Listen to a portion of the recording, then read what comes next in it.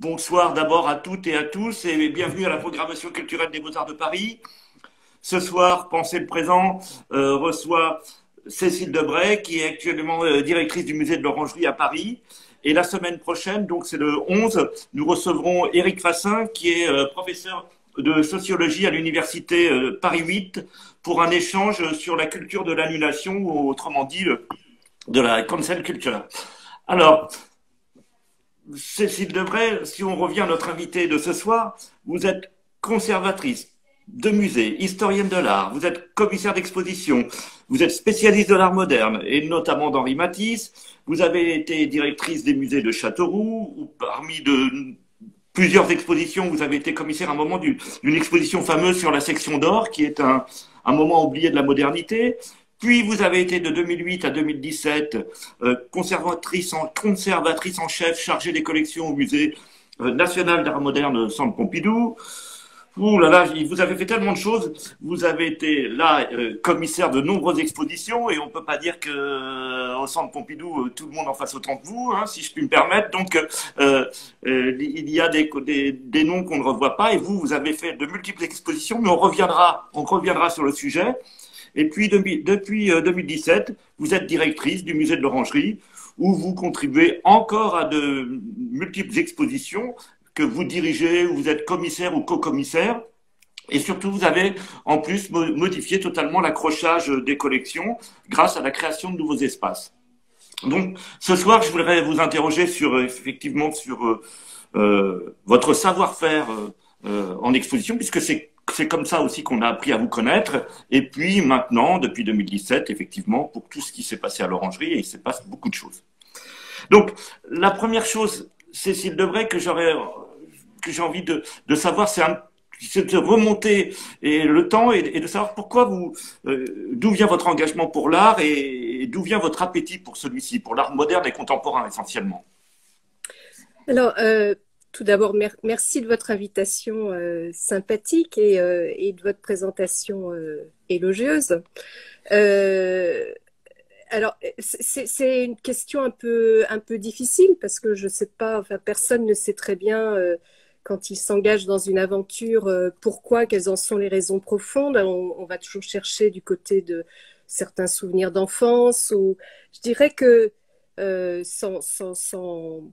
voilà, sans aller trop loin, je pense que il y a sans doute une prédisposition à la rêverie, à la contemplation, qui préside sans doute à cette fascination qu'on peut avoir pour l'art. Et également, je dirais, en avançant en âge, je dirais, au-delà de l'enfance, il y a progressivement une sorte de fascination et je dirais d'admiration pour la figure de l'artiste. Je crois que c'est quelque chose qui pour moi est très important.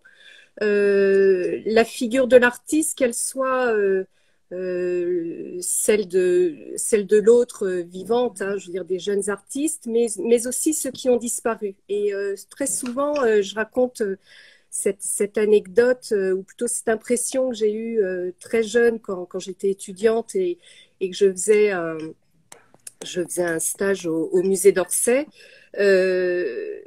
J'étais absolument perplexe devant la manière dont, par exemple, Cézanne pouvait être présentée dans un musée assez classique, avec des conservateurs assez classiques également. Et j'étais intriguée par la tension qu'il y avait entre le côté très radical, je dirais presque l'aspect écorché vif hein, de Cézanne, et l'institutionnalisation dans le musée. Donc c'est peut-être ce qui est à l'origine peut-être de voilà, je sais pas, de mon appétit pour aller visiter des ateliers ou visiter des œuvres et aller rechercher à chaque fois l'essence du geste artistique. Bon voilà, c'est un peu grandiloquent, hein, je suis désolée. Non, non, non, pas du tout. C'est parce que vous auriez pu être, vous avez beaucoup de talent puisque vous écrivez aussi, mais vous auriez pu devenir historienne, continuer à fouiller, à chercher, puisque on sait bien que l'histoire de l'art se réécrit et en Oui, perpétuel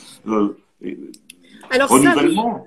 effectivement, je pense que il y a eu autre chose que je devrais dire, c'est aussi une certaine fascination pour l'espace du musée, Hmm. qui est en fait, au départ chez moi, a été une sorte de lieu presque romantique, c'est-à-dire Mhm. c'est le petit musée dans une sorte de conservatoire comme ça, très énigmatique et très fermé d'un monde un peu mystérieux. Et puis évidemment, peu à peu, il est devenu autre chose, hein, mais toujours un lieu de contemplation ou un lieu d'engagement, d'expérience. Et donc, il y a peut-être aussi, alors on parlait de la rêverie, mais il y a, je pense aussi, un rapport à la matière, un rapport presque au bricolage Mhm. qui est chez moi et qui est très important. Je pense que là, et on en parlera pour les expositions, mais il y a une spécificité de l'exercice de l'exposition et le rapport à l'œuvre Voilà. euh, Ça qui est m'intéresse beaucoup essentiel. parce que je me suis dit, voilà, vous auriez pu continuer à écrire, à rédiger ou, ou à faire ou à devenir conservatrice, mais très rapidement, vous avez été chercher dans des lieux où, par exemple, cette fameuse exposition de la Règle d'Or qui quand même vous a fait connaître, hein, puisque vous dirigez les musées de Châteauroux. Et là, vous avez, même si vous aviez peu de moyens à l'époque, vous pouviez pas avoir les œuvres de ces débuts de la modernité. Vous avez quand même mené l'opération, et même si vous aviez des facsimilés, ou vous s'y rappeliez, vous avez fait comme Hum. vous avez pu, mais très tôt, vous vous êtes emparé de l'exposition. Et j'aurais voulu savoir, du coup, qu'est-ce que le commissariat permet de dire que les autres formes de démonstration, le discours, l'écrit, la captation ne permet pas? Alors, pour moi, l'exercice d'exposition ou du commissariat d'exposition, je crois que maintenant, je peux un petit peu en parler après ces années d'exercice. C'est vraiment un mode d'expression à part entière. Je pense il y a une démonstration qui se fait par le visuel, par l'objet, qui en fait devrait constituer une forme d'aboutissement de ce que serait l'exercice d'histoire de l'art. Parce qu'en fait, cette démonstration visuelle, elle est à la fois, elle est une sorte de jonction entre le sensible et le concept. Et je pense que vraiment c'est peut-être sans doute un fil directeur dans ce que j'essaie de montrer, notamment dans la peinture, que ce soit chez Matisse ou chez d'autres. C'est vraiment cette sorte d'équilibre entre le concept et le sensible. Et évidemment, l'exercice de l'exposition, c'est à la fois une démonstration intellectuelle, mais c'est aussi une expérience physique, c'est-à-dire qu'on engage le corps du visiteur dans un parcours, dans une confrontation avec les œuvres. Donc c'est très particulier. Moi, c'est un exercice que j'adore, hein. Vraiment, il y a des possibilités totalement fourmillantes hein, autour de l'exposition. Et puis, bien souvent, les débuts de projets, pour moi, ils reposent souvent sur des intuitions. Donc, en fait, c'est rarement une sorte de démonstration intellectuelle qui serait préméditée, mais c'est plutôt partir d'une intuition et c'est la confrontation aux œuvres qui vient confirmer ou infirmer une intuition et qui vient construire finalement autre chose. Donc voilà, je mesure bien que c'est très luxueux parce qu'il faut pouvoir disposer des œuvres, il faut pouvoir travailler finalement avec des institutions. Vous avez parlé des musées de Châteauroux, où Mhm. effectivement j'ai essayé de bricoler au début avec Bien des œuvres sûr. que je ne pouvais pas avoir, etc. Mais c'est vrai que quand on commence à travailler dans des institutions telles que le Centre Pompidou ou le Musée d'Art moderne de la ville de Paris ou avec la RMN quand j'étais au Grand Palais, ça donne des moyens qui sont absolument fabuleux et enfin, je pense il faut ne pas les gâcher, mais il faut aussi s'en saisir, voilà, pour poursuivre jusqu'au bout les intuitions qu'on peut avoir. Et euh, c'est une question un peu annexe, mais vous vous intéressez aussi à la scénographie, vous confiez la scénographie aux autres, ou c'est vraiment un travail de collaboration, où vous-même, vous faites des dessins, vous bricolez des espaces avec votre stylo et votre papier ou votre Alors, ordinateur. non, l'exposition, là, aussi ça, autant l'exercice d'écriture, c'est un exercice solitaire, autant l'exposition, c'est un exercice collectif. Donc, Mhm. qui met en jeu des tas de métiers, évidemment, un scénographe, une scénographe en premier lieu, avec qui on travaille. Et plus on a l'expérience de commissariat, en fait, et plus on est capable d'influencer ou d'induire des types Mhm. voilà, d'écriture spatiale. C'est quelque chose qu'on fait en commun, mais je n'ai pas, moi, les compétences d'un scénographe. Chacun a ses compétences et l'idéal, c'est voilà, de les mettre en Parce que commun. parfois, je vous imagine, vous voyez, en tant que commissaire, et moi-même, j'ai fait quelques expositions, mais ce que je veux dire, c'est que parfois, on s'imagine travailler avec un scénographe comme, je sais pas, Chéreau a pu travailler avec Peduzzi, ou comme, Ah oui, oui, vous oui. voyez, ou Alors bon, je suis ce pas genre, chez vous, hein, ce genre mais de collaboration, oui, puisque oui, c'est oui. presque c'est de la mise en scène, sauf que voilà, il y a généralement pas d'objets vivants, mais des objets qui sont morts, mais à Non, qui non, on non, donne mais une nouvelle vie. d'ailleurs, moi, je travaille avec quelques scénographes avec qui j'ai vraiment des affinités, hein, Mhm. et ces scénographes, en général, ils ont un point commun. Ils sont souvent, j'aime bien, en fait, les scénographes qui ont une formation d'architecte et donc qui ont une Mhm. vision plutôt volumétrique de l'espace et D'accord. qui vont venir construire un espace et être moins dans la scénographie du type décor. Voilà, donc oui, oui, on a bien sûr, après, il y a des affinités et on travaille avec certains scénographes plutôt que d'autres. Oui. Et vous savez, au Beaux-Arts, nous avons une filière métier de l'exposition. C'est Jean Loisy qui a voulu la créer. Donc, vous pouvez soit le faire en double cursus pendant que vous êtes en études, ou alors vous pouvez même le faire en année de césure. Et j'aurais voulu vous interroger justement pour tous ces étudiants. C'est eux qui m'en ont parlé. Hein. Euh, euh, Comment est-ce que vous avez une méthode pour préparer une exposition, ou si chacune nécessite un mode opératoire si différent que de toute façon la méthode est inutile? Non, alors il y a pas, je crois pas qu'on puisse parler de méthode, hein, mais il y a quand même des réflexes, des habitudes, hein, j'imagine pour chaque commissaire. Moi, je pense qu'une bonne exposition, c'est d'abord une démonstration visuelle. Donc en fait, en général, mis à part l'intuition dont je parlais, une sorte d'idée hein, qui préside au choix du sujet, j'essaie d'abord de travailler à partir d'une liste d'œuvres. C'est-à-dire que Mhm. je vais d'abord regarder les œuvres pour construire en fait pour construire le parcours. Donc je commence Mhm. toujours de manière visuelle en fait, avec un choix d'œuvres. Peut-être une autre manière de travailler, c'est que quel que soit le sujet, je veux dire, si c'est une monographie, un thème ou je sais pas, une période, Mhm. je vais à chaque fois essayer de problématiser. C'est-à-dire que je pense que c'est très important d'avoir quelque chose à dire en fait quand on fait une exposition et donc en fait de poser toujours la question de pourquoi.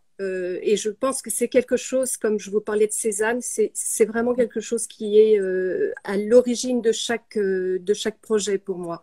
Et donc quand, par exemple, je vais travailler sur Matisse, je vais essayer de l'approcher par ce travail sur les pairs, qui me paraît tout à fait étonnant, très Mhm. singulier. Si je travaille sur Duchamp, c'est son rapport à la peinture qui me semble un peu curieux, je veux dire, il peut pas y avoir un tel rejet s'il n'y a pas une fascination. Donc moi, ce qui Mhm. m'intéresse, c'est d'aller fouiller cet aspect. Ou alors j'avais fait aussi, par exemple, l'expo à Montpellier que j'avais fait sur Bacon et Bruce Nauman. Ce rapprochement, en fait, il m'est venu lors d'une visite dans un musée, c'était au Stade de Liège, où il y avait dans une salle, c'était les collections permanentes, il y avait un carrousel de Bruce Nauman avec un triptyque de Bacon. Et j'ai été tellement frappée par le rapprochement, je me suis dit, ben voilà, Mhm. ça, j'aimerais bien creuser, en fait, savoir qu'est-ce qui les relie, etc. Donc, à chaque fois, je pense que c'est vraiment important d'avoir une question au départ et d'aller la creuser de façon à construire en fait une sorte de parcours, de scénario qui va être fait d'un rythme avec des pauses, des moments forts, des moments de recul, des surprises. Voilà, et tout ça se construit avec les images, avec des rapprochements. Et après, bien sûr, on ramène, évidemment, on ramène les cadres théoriques, les cadres historiques qui sont essentiels. Mais si on n'a pas cette démonstration visuelle, et je pourrais rajouter, par exemple, le travail que j'ai fait pendant quelques années autour du Festival des résidences d'artistes, hein, avec ces jeunes artistes de la Villa Cujuyama, de la Villa Médicis et la Casa de Velázquez, qui était donc une exposition qui rassemblait une soixantaine de jeunes C'est le artistes. festival Villa... Viva Villa. Viva Villa, voilà, c'est ça. Oui, voilà. Et en fait, ce travail, il commençait par la visite des ateliers, par d'abord l'examen de leurs œuvres. Et c'est à partir du moment où je voyais toutes les œuvres que j'ai essayé d'esquisser une sorte de fil directeur pour construire un parcours. Voilà. Enfin, et vos intuitions, vous les notez dans des petits carnets, par exemple, l'histoire excusez-moi, je suis curieux, mais vous voyez, par exemple... Je suis à mon bureau, alors vous voyez, j'ai voilà. pas de petits carnets. Parce que, vous voyez, le double schématisme, c'était vraiment bien trouvé. L'histoire de Duchamp, c'était bien trouvé parce que tout le monde répète, je ne sais pas si c'est vrai, hein, mais qu'il aurait dit bête comme un peintre, et tout d'un coup, vous avez, oui. voilà. Et donc, cette expression, on la retrouve partout. Et du coup, vous avez, hop, fait une démonstration contraire. Et donc, c'était assez beau de revenir sur les a priori. Et puis soit de les creuser, soit d'aller dans un sens, soit d'aller dans un autre, mais en tout cas il y a cet intérêt. Et donc j'ai dit, vous avez été commissaire de nombreuses expositions, hein, ou co-commissaire, hein, donc je vais en citer quand même pour les auditeurs. Hein, ça va du nouveau réalisme à Elle, au Centre Pompidou, la fameuse, avec donc Camille Morino qui avait été une de nos invités. Les confrontations Matisse-Cézanne Picasso, vous avez fait l'aventure d'Einstein, vous avez Marcel Duchamp, on l'a dit, sur la peinture, vous avez fait Balthus, vous avez fait Nymphéa, le dernier Monet, vous avez fait et l'abstraction américaine. Derain, le modèle noir, qui est une exposition très importante sur laquelle on reviendra certainement. Dada africain, enfin, je sais plus, vraiment, elles sont si nombreuses. Et en plus, elles tournent beaucoup, hein, parce qu'elles elles sont beaucoup vues à l'étranger, hein, parfois sous d'autres formes. Mais en tout cas, ce sont des collaborations. Et vous accueillez aussi des expositions qui ont été à l'étranger, comme Dada Africa, je crois, que vous remodelez à Paris, dans votre... Voilà. Et donc, je voulais vous demander, quelles sont les expositions qui ont été les plus importantes pour vous? Est-ce qu'il y en a d'abord? Ou certaines quand même ont été plus marquantes? Ben, là aussi, c'est une question difficile parce qu'elles ont toutes été des aventures, puisqu'on sait qu'une exposition, c'est quand même en général 2-3 ans de travail, voire 5-6 ans. Hein, donc, peut-être je pourrais faire une sorte de classement. Il y a les gros projets, parce que j'ai fait des gros projets avec des projets collectifs et internationaux. Vous en avez parlé, par exemple, les Stein. Ça, c'était vraiment ça a été une vraie aventure, hein, pour paraphraser le titre, parce que... Vous pouvez, excusez-moi, Cécile, vous pouvez rappeler qui sont les Stein à nos auditeurs? Voilà, alors en fait, c'est une exposition qu'on a organisée avec le Metropolitan Museum de New York, le SF MoMA, le Musée d'Art moderne de San Francisco, et la RMN, le Grand Palais à Paris, à l'époque où moi je travaillais là-bas pour la programmation. Et en fait, le projet consistait à revenir donc sur l'histoire de cette famille de juifs américains qui sont venus s'installer à Paris au début du XXe siècle et qui en fait ont été les premiers collectionneurs de Matisse et de Picasso, mais également parmi les trois frères et sœurs, c'est-à-dire Gertrude Stein, Léo Stein et Sarah Stein. En fait, les trois ont eu leur propre production intellectuelle. Mhm. On connaît bien évidemment Gertrude Stein. Moi, je m'étais saisie de Gertrude Stein et notamment de sa relation avec Picasso et ensuite avec Picabia. Donc, son écriture poétique, c'est une écriture poétique d'avant-garde, hein, où elle travaille beaucoup sur le langage, un peu à l'instar de ce que fait Picasso au même moment. Donc, il y a une véritable amitié, je dirais, artistique entre les deux. Mais vous avez également Léo Stein qui fait une psychanalyse, qui invente, enfin qui va essayer de théoriser une sorte d'approche de l'art moderne où il place d'emblée le Renoir, Manet, Cézanne comme les premiers fondements de l'art moderne. Bref, c'était à la fois une exploration, je dirais, d'une histoire des collections, donc qui pourrait paraître de collectionneur, ça aurait pu paraître un peu classique, un peu traditionnel et un peu ennuyeux, alors qu'en fait, ça a été plutôt l'exploration je dirais, de l'avant-garde du début du siècle, avec un regard venant d'Américains qui était un regard finalement très, on pourrait dire presque candide, Mhm. qui a permis de jeter, je dirais, de conforter en fait Matisse et Picasso dans leur aventure qui était extrêmement radicale. Et s'il Bien n'y avait sûr. pas eu ce regard confiant, qui n'était pas stéréotypé et qui n'était pas culturel comme ceux des Français, des Parisiens du début du siècle, sans doute que leur histoire aurait été différente. Donc ça, ça a été un très long travail. On a travaillé 5 ans, hein, Mhm. et ça a été assez remarquable en termes de commissariat, puisque il y avait donc 3 villes, San Francisco, New York et Paris, et on s'est chacun occupé d'un Stein, si je puis dire. Donc, D'accord. moi, Ah j'avais oui. pris Gertrude Stein, Mhm. New York avait pris Léo Stein, et San Francisco, c'était Sarah et Michael Stein. Et en fait, on a vraiment, je crois que c'est assez rare, on a vraiment mené ce travail de front. Donc, en fait, on a pu décupler, je dirais, l'énergie Mhm. sur 3 centres. Et le fait est que le travail qu'on a fait, en fait, est devenu vraiment un travail de référence parce qu'on a reconstitué la collection.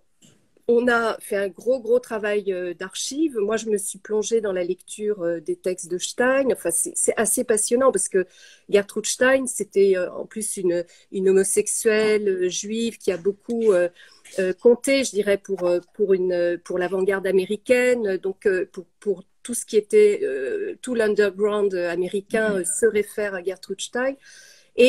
En fait, le catalogue est devenu, enfin, a été primé. Voilà. Bon, donc, c'était vraiment une belle aventure. Je pourrais parler de Elle à Centre Pompidou, mais vous en avez parlé avec Camille. Mais là, ça a été une expérience très heureuse, Mhm. je dirais, d'un collectif très heureux. Et ça, c'est assez rare pour le souligner.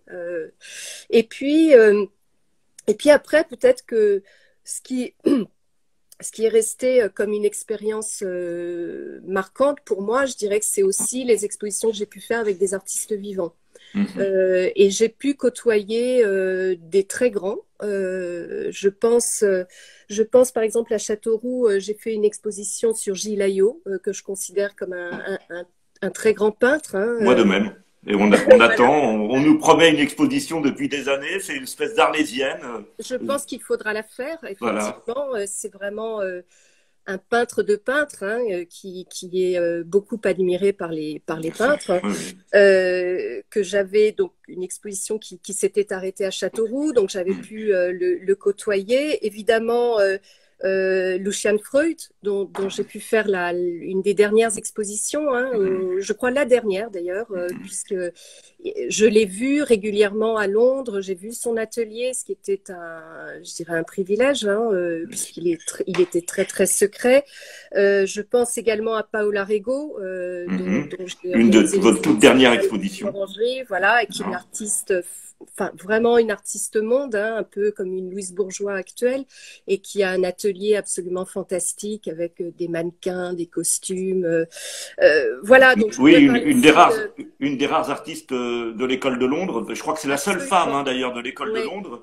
Et oui, donc, vous oui, êtes allé la chercher. Et oui. elle vient, donc, elle est portugaise. C'est Paola Rigo. Elle était donc partie à Londres pour travailler, hein, c'est ça? Oui, oui, alors Oui. elle est toujours restée un peu à cheval entre Lisbonne et Londres. Elle est effectivement totalement rattachée à l'école de Londres. Elle a fréquenté tous les cercles londoniens de la grande époque de l'école de Londres. Et surtout, elle a une œuvre qui est à la fois très politique, très féministe et totalement originale. C'est-à-dire qu'elle ne ressemble à personne. Elle travaille notamment à partir de poupées qu'elle façonne dans son atelier, qu'elle met en scène. Donc il y a ce travail de réalisme qu'on retrouve dans l'école de Londres, qu'on retrouve évidemment chez Lucian Freud à partir du modèle vivant. Mais avec Paola Rego, elle fait des sortes de petits théâtres dans son atelier qui sont absolument fascinants. Et voilà, et j'étais assez fière parce qu'en fait, cette exposition qui a été faite dans les espaces assez réduits de l'Orangerie, j'ai eu tous les conservateurs de la Tate moderne qui sont venus voir l'expo et qui venaient à Paris pour découvrir une artiste qui était juste à côté. Enfin, j'exagère un peu, mais Oui. dans la manière de mettre en Vous aviez œuvre montré près de son œuvre. 60 œuvres, je crois, hein. Il y avait Oui, à peu près, hein. avec des mannequins aussi, Voilà.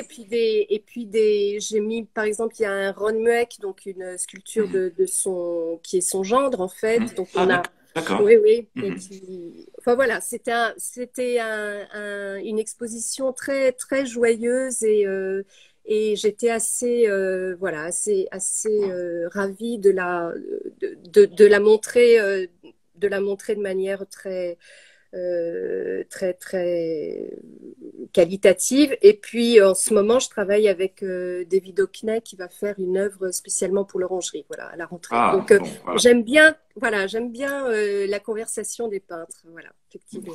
Et donc, on a une question là qui est quelqu'un qui insiste pour savoir quelles expositions réalisées par d'autres ont été des modèles pour vous. Est-ce que vous avez J'en ai des, beaucoup, j'en ai beaucoup. voilà, des Il y a expositions peut-être, ou des commissaires, hein. Voilà. ben, ça va avec, oui, évidemment. Oui.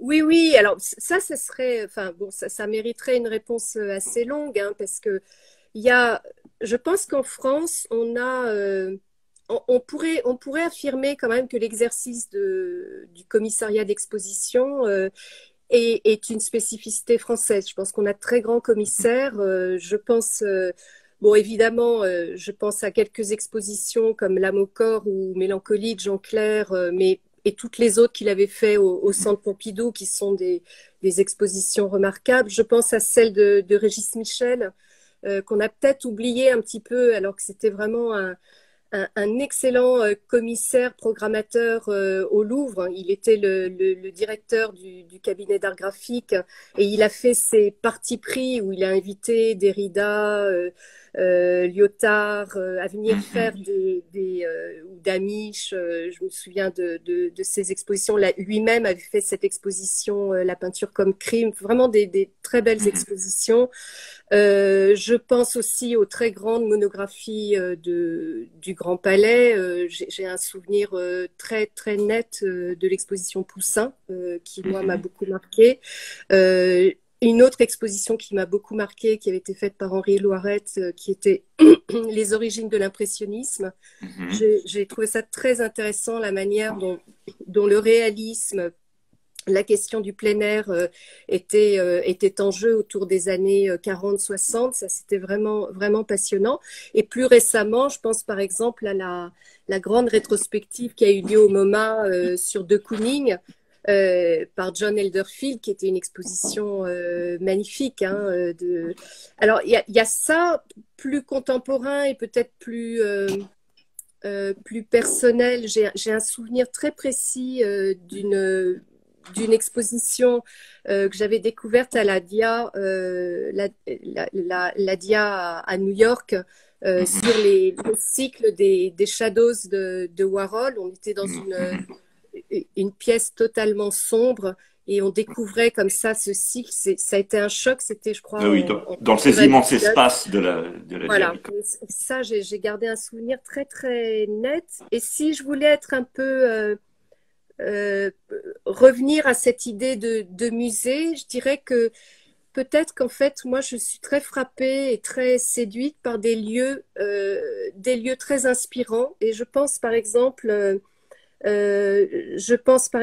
à pardon, au château de Voiron, Mhm. qui est donc ce lieu qui a été, je crois, aménagé par Jean-Hubert Martin, hein, et qui, dans un château qui est totalement vide, en fait, Mhm.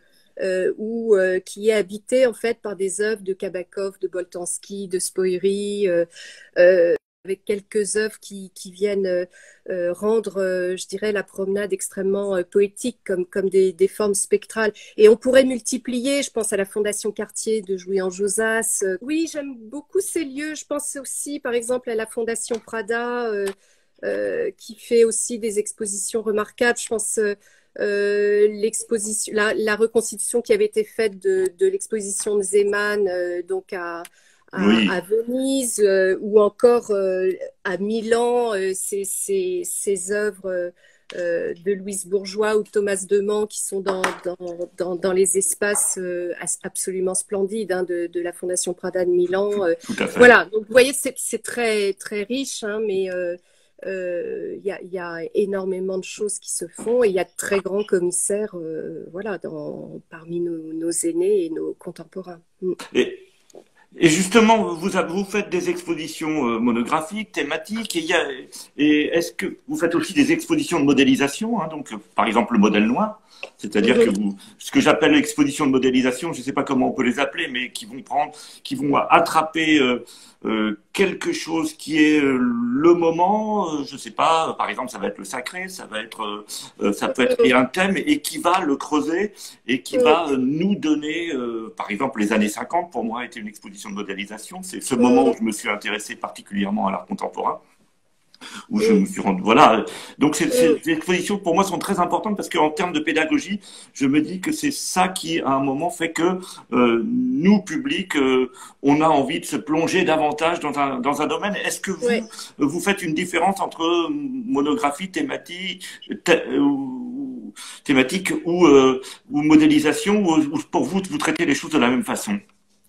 Bah, je pense que évidemment elles sont de formats différents. Donc il y a peut-être une différence quantitative, mais sur le fond, c'est toujours pour moi c'est toujours un peu la même démarche. Vous avez parlé du modèle noir.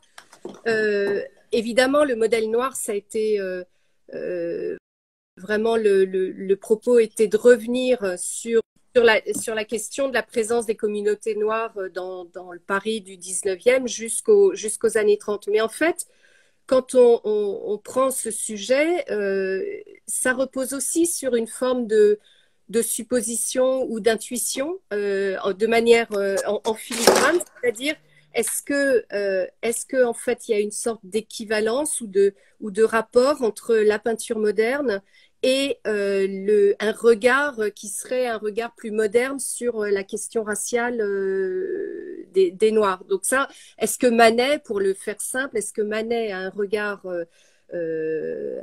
qui serait non raciste sur son modèle, alors que Jérôme le serait pas. Voilà. Bon, ça c'est une question et qui à mon avis était un peu en filigrane de toute Mhm. l'exposition sur le modèle noir.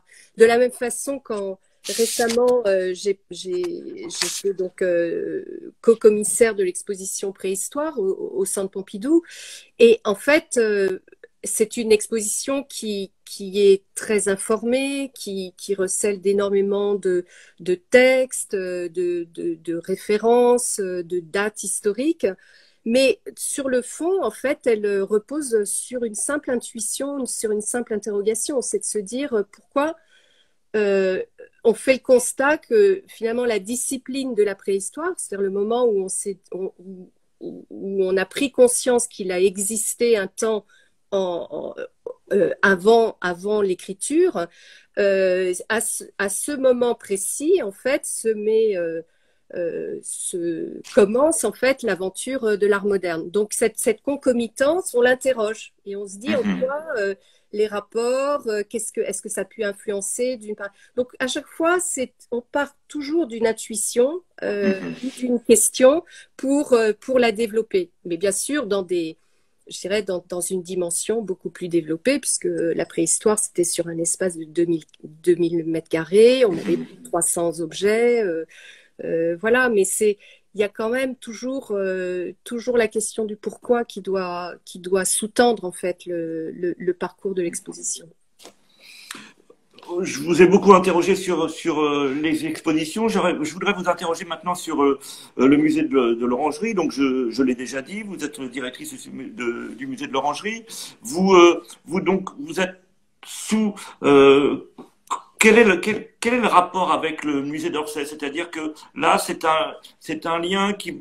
Vous avez une autonomie par rapport à Orsay, ou les programmes sont élaborés avec la directrice d'Orsay, qui est Laurence Descartes? Comment ça s'organise? Alors, en fait, le musée de l'Orangerie appartient avec le musée d'Orsay. On est réunis, les deux musées sont réunis au sein d'un établissement public, donc qui est une structure administrative et qui permet en fait de mutualiser toutes les directions transversales, et même tous les supports, donc la communication, les éditions, etc. Donc, en revanche, la direction scientifique et la programmation relèvent de ma direction pour l'Orangerie.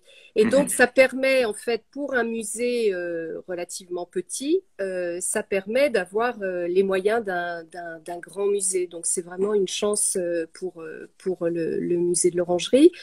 Et par ailleurs, c'est également un petit musée qui attire beaucoup, beaucoup de monde.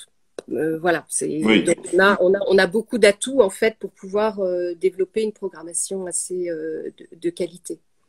Et depuis 2017, donc vous avez pris donc la direction, on l'a dit en 2017, et là vous avez fait beaucoup de modifications. Vous avez modifié l'accrochage, vous avez modifié les espaces. Voilà, est-ce que vous pouvez nous raconter un peu comment les choses se sont mises en place et quelle a été la ligne directrice de ces nouvelles propositions? Alors, effectivement, quand je suis arrivée, j'ai commencé d'abord, je crois, d'abord à construire une programmation d'exposition. Et mon propos, c'était de renforcer en fait l'identité du musée, je dirais de la renforcer parce que Laurence Descartes avait commencé à le faire avec notamment cette belle exposition sur Apollinaire qui était vraiment une manière de revenir sur l'histoire de la collection Paul Guillaume, qui a été en fait conseillé par Apollinaire et donc qui a été un des grands marchands du début du XXe siècle. Et donc, comme moi, j'arrivais en tant que moderniste, j'ai vraiment construit une programmation qui permette de creuser ce sillon. Et donc, Dada Africa, la question Franz Marc, Auguste Macke, Fénéon, toute exposition qui permette d'affirmer vraiment le domaine, en fait, ou le territoire de l'Orangerie, qui est celui des premières années parisiennes d'art moderne.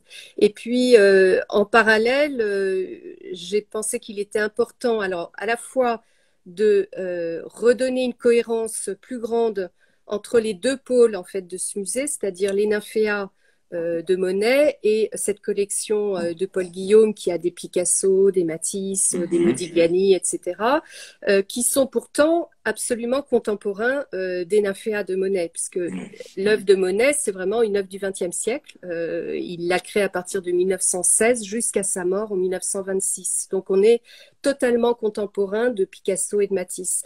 Et ça, je trouvais qu'il fallait le réaffirmer parce que c'était pas totalement lisible.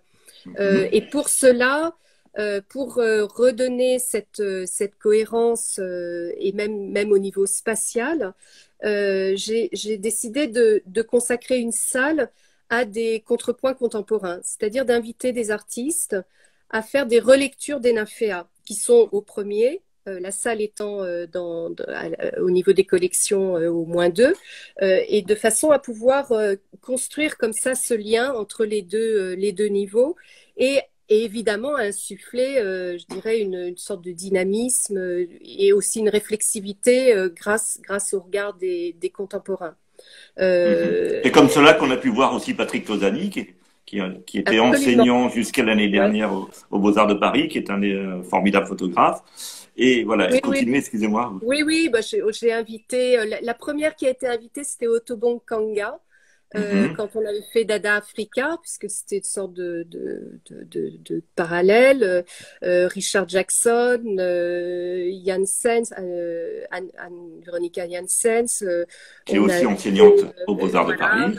euh, Alex Katz, et également bientôt, donc on a en ce moment Janaína Chepe, donc une artiste brésilienne qui vit à New York, et puis on va accueillir bientôt Isabelle Cornaro Oui, et à la rentrée David Hockney. Voilà. Et d'accord. on a encore évidemment beaucoup de rendez-vous parce que depuis que j'ai lancé ces invitations, en fait, de plus en plus d'artistes en fait ont envie de venir s'installer à l'Orangerie. Donc ça c'est plaisant en fait hein, de voir ça marche très bien. Et alors pour conforter ce travail, j'ai demandé aussi à Isabelle Danto, donc qui est une collègue du Centre Pompidou, de créer une programmation de danse contemporaine dans les nymphéas. Et donc, on propose une fois par mois, en fait, une représentation dans les nymphéas, donc dans un format assez réduit. Donc, c'est une forme d'expérience quand même assez exceptionnelle. Mhm. Et elle a construit sa programmation, je dirais vraiment en cohérence avec ce qui est fait par ailleurs à l'Orangerie, c'est-à-dire une sur un axe de relecture en fait du répertoire de la danse moderne par des chorégraphes contemporains.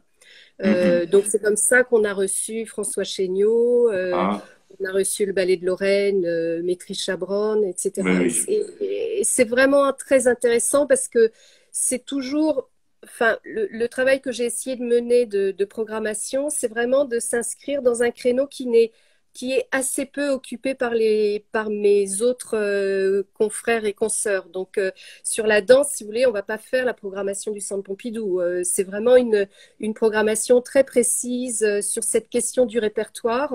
Ce sont des Euh, courts spectacles, généralement une trentaine de minutes. Absolument. Voilà. Et Voilà. nous, on est autour la plupart du temps. Donc, on a dans son dos ou devant soi ou sur les côtés ces magnifiques lymphéas. Et là, on assiste à un spectacle qui est toujours de très grande Voilà. qualité. C'est ça aussi qui a fait que je voulais vous inviter parce que je me suis dit, voilà, c'est quand même gonflé.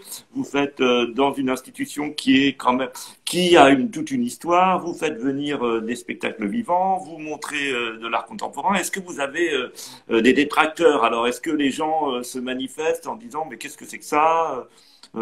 Qu'est-ce que c'est que vient faire François Chéniaud dans les nymphéas? J'imagine que vous devez pas avoir que des compliments, non, ça? Bah, à ma grande surprise, j'ai pas beaucoup, enfin, ou alors je les connais pas. Ils sont... je veux dire, si je peux dire que j'ai eu des petites résistances, par exemple de la part des conférencières. Mhm. Qui étaient habituées à un parcours, on a changé le parcours des collections. On est venu, j'ai aussi obtenu un dépôt d'objets africains et océaniens du musée du Quai Branly. Donc voilà, ça a un peu perturbé Oui, vous et avez une surtout, salle entière qui est consacrée oui, oui, voilà, à oui, l'art océanien et africain. Hmm. voilà, parce que c'est Voilà. vraiment enfin, Paul Guillaume a été le pourvoyeur des expositions d'Ada, après du Bal Nègre, etc. Donc il a vraiment compté et je dirais, mis sur la voie par Apollinaire aussi. Hein. Donc je pensais que c'était très important que cette dimension de l'art extra-occidental, et puis vous l'aurez compris avec le modèle noir d'Ada Bien sûr. Africa, moi c'est une question qui m'intéresse beaucoup, hein, cette ouverture. Et voilà, alors il a fallu aussi convaincre les agents de surveillance, hein, qui étaient un petit peu décoiffés au début, mais Ben je oui, peux dire qu'aujourd'hui, c'est vrai qu'on peut être inquiet parce que voilà, la particularité des Monex, c'est qu'ils ne sont pas sous plexi. Donc, oui, non, mais ouais. en fait, tout se Mais passe très bien. ça se passe très Non, bien, non, non, j'imagine. en plus, c'est vraiment une équipe, je tiens à le dire, parce que c'est vraiment une équipe, c'est une petite équipe, mais extrêmement chaleureuse. C'est-à-dire que vraiment, et la plupart des visiteurs me le disent, ils sont toujours très étonnés de la bonhomie, en fait, de l'accueil à l'Orangerie. C'est vrai on a une chance particulière dans ce lieu parce que c'est un musée qui est dans un jardin. De Mhm. plein pied et quand on rentre très facilement, vous voyez, c'est pas comme l'accès au Louvre, il faut passer par une Bien pyramide. sûr. Oui, Il y oui. il y a quelque chose de très ouvert sur le jardin, avec une durée de visite qui est relativement courte. Et je crois que c'est le succès de ce lieu, c'est cette sorte de d'accueil comme ça, bienveillant, assez bonhomme et en même temps, enfin, ça c'est ce que j'ai essayé de construire, qui permettent de voilà, d'ouvrir comme ça des portes. Le premier geste que j'ai fait en arrivant, c'est de négocier un dépôt d'un John Mitchell pour Mhm. faire le Magnifique lien d'ailleurs. aussi entre le haut et le bas. Bon, c'est voilà, c'est des petites touches, mais peut-être que ça c'est aussi important de le souligner, c'est que j'ai toujours imaginé que les pièces d'art contemporain dans les musées plus classiques, c'est un peu la tarte à la crème aujourd'hui, hein, dans les musées. Je pense il faut le faire avec beaucoup de justesse. Et il ne Mhm. s'agit pas de plaquer des œuvres Oui, contemporaines et d'empêcher finalement un visiteur qui ne serait pas sensible à ça. C'est pour ça que j'ai vraiment sauté sur l'occasion de cette salle qui est totalement hors parcours pour ces expressions contemporaines et je crois très important de le faire avec justesse, encore une fois. tout Hein, à fait. c'est-à-dire, C'est ce que voilà. j'apprécie beaucoup. C'est ce que j'apprécie beaucoup chez vous, c'est que on n'est pas dans des effets de surface.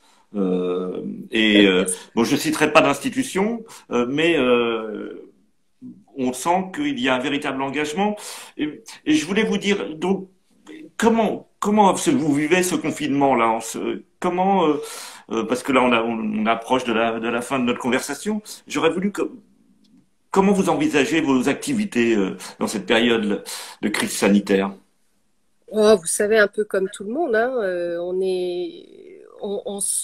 on jongle avec la programmation. Donc, par exemple, il y avait cette très belle exposition des Kiriko qui était prévue en mars dernier, que j'ai reculée, je l'ai sauvée 3 semaines. Bon, Mhm. c'était un travail formidable. Ça a été vraiment un travail énorme par Paolo Baldacci, le commissaire invité, qui avait réuni des pièces inestimables, hein, de la période métaphysique de Kiriko. Donc voilà, on a fait glisser, on parle avec nos partenaires. Voilà, Janaïna Chepe, ça a ouvert mi-octobre, ça devait fermer début janvier. Je vais la prolonger jusqu'en mai parce que c'est un crève-cœur pour cette Mhm. artiste ne soit pas vue. Donc en fait, on passe un peu notre temps à discuter les uns les autres, à essayer de prolonger certains projets. Par exemple, j'avais un projet avec, euh, avec un artiste pour l'été, mais j'ai dû lui expliquer que c'était pas raisonnable parce qu'il faut laisser la place à ceux qui sont déjà programmés. Donc voilà, c'est un peu, mais ça se passe bien. Enfin, il faut expliquer, il faut discuter, il faut aussi s'occuper de son équipe, c'est-à-dire Mhm. c'est Oui, difficile hein, pour les gens. oui, Donc bien sûr. on est la plupart de l'équipe tertiaire est en télétravail, donc on fait beaucoup de réunions, évidemment. Moi, je suis assez souple sur la possibilité qu'ils aient de revenir de manière ponctuelle au musée bah voilà, pour un peu reprendre pied avec les lieux, parce on a la chance d'avoir des bureaux isolés, donc il y a pas, il y a très peu de monde, hein. Et puis, on a une petite équipe d'agents de surveillance qui tourne. Donc, voilà, le lien, en fait, j'essaie de maintenir ce lien avec le musée et ce lien avec l'équipe continue.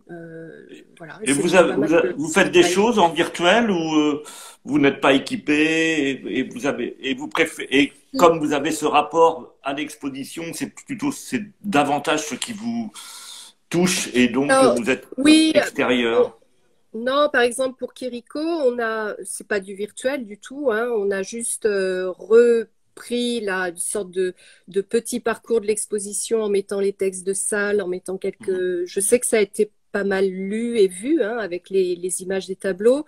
On a quelques films, mais on n'a pas. Je veux dire, sur la réalité virtuelle, on a été très actif, hein, parce qu'on avait fait une expérience en réalité virtuelle sur les nymphéas dans le musée, hein, à l'époque où il y a de ça à peine 2 ans.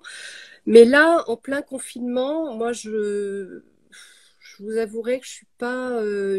Voilà, on est un petit musée pour ça. On n'a pas les moyens d'un. Parce que vous auriez pu mettre en... Vous avez, par exemple, les spectacles vivants, Oui, on voilà. souhaiterait les voir, vous auriez pu, peut-être, vous avez des captations, ça Alors voilà, ça c'était c'est- un débat que j'ai eu avec les danseurs, les Mhm, chorégraphes, puisque par exemple avec François Chéniaud, il devait venir danser. Je lui ai proposé, on a discuté avec Isabelle et on se disait bon, est-ce qu'on pourrait pas faire une captation et on donne la captation. Mais là encore, c'est une question de justesse, c'est-à-dire que bien sûr. vous savez très bien, puisque vous y avez assisté, c'est-à-dire que ces représentations dans les nymphéas, c'est un engagement physique, Voilà, encore une tout fois. à Donc, fait, c'est vrai.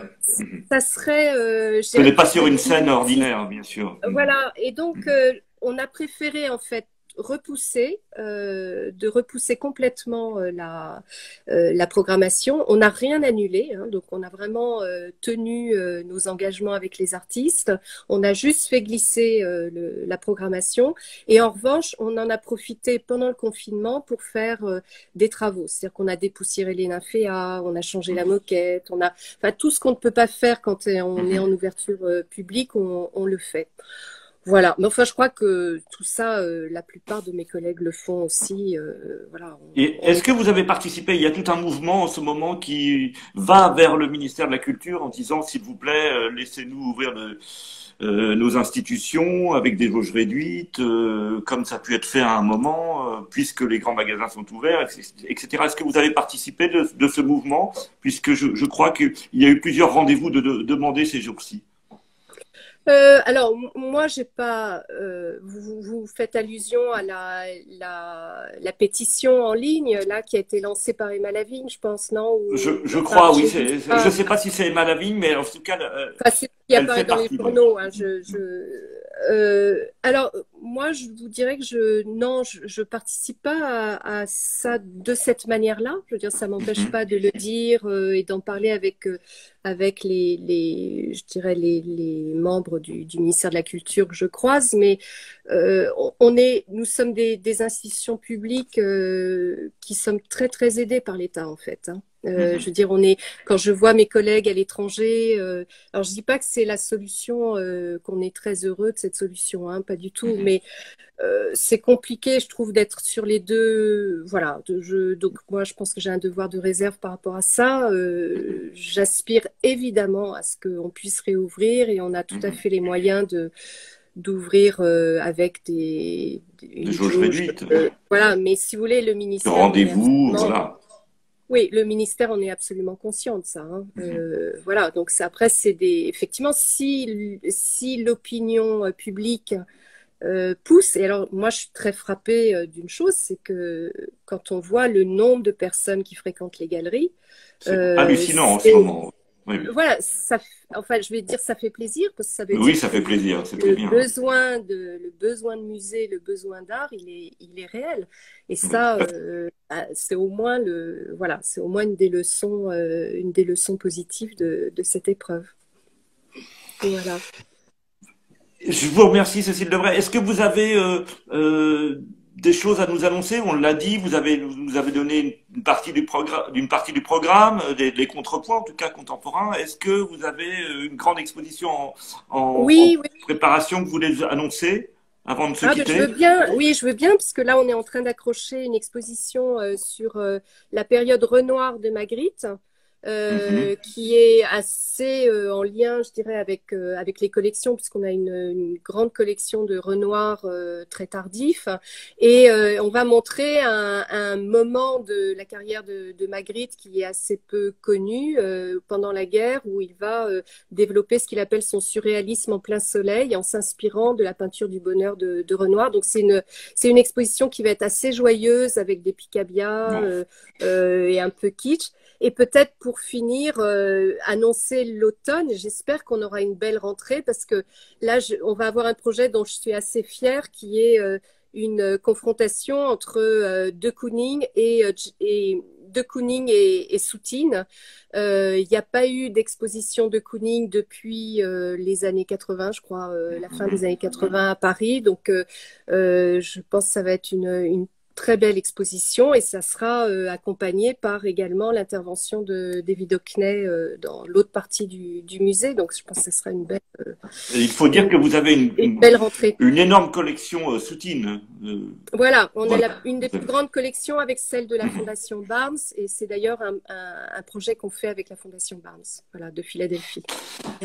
Merci Cécile Debray, donc directrice de l'Orangerie, d'avoir accepté de dialoguer sur À penser le présent, qui est la programmation culturelle des Beaux-Arts de Paris. Je vous remercie et je remercie aussi tous ceux qui nous ont suivis ce soir. Eh Bonne ben, soirée. merci à vous et venez nous voir à l'Orangerie dès que ça sera possible. Je ne manquerai pas, en plus qu'on est voisins. Voilà, au revoir.